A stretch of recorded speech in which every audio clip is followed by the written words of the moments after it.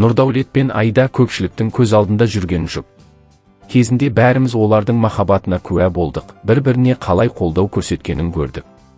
Бірақ тағдырдың жолы бұралаң, олар ажырасып кетті. Бұл жаңалық біраз уақыт бұрын шыққан еді.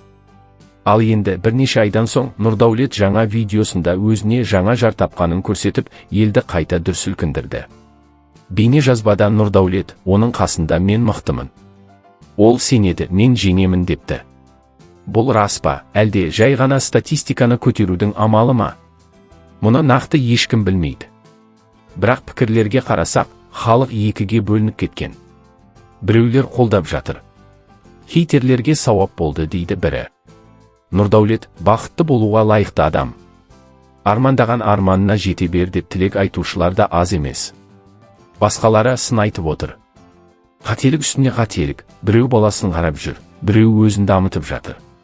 Нұрдаулетке енді тамағын істеп беретін, бірақ соны міндет қылмайтын адам керек дейді тағы бірі. Айда бұдан да жақсы жігітке лайық еді деген пікірлер де бар. Әркім өз шындығын айтып жатыр. Біреулер Айданы ақтап, оны әлі де жақсы көреді. Біреулер Нұрдаулетті кінәлап отыр. Біреулер екеуінде түсінуге тырысады. Ал шындық қайда? Шындық олардың екеуінің арасында. Біз тек сырттан бақылап отырмыз. Айда үнсіз. Өз жолымен өзін дамытуға кіріскен.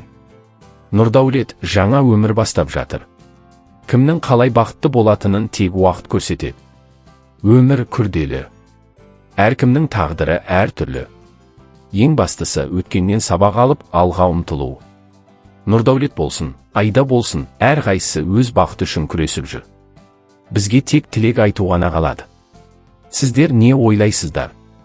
Бақыт деген не өзі, жаңа адаммен басталған өмір ме, әлде өткенді ұмытпай, сабырмен жүріп өту ме?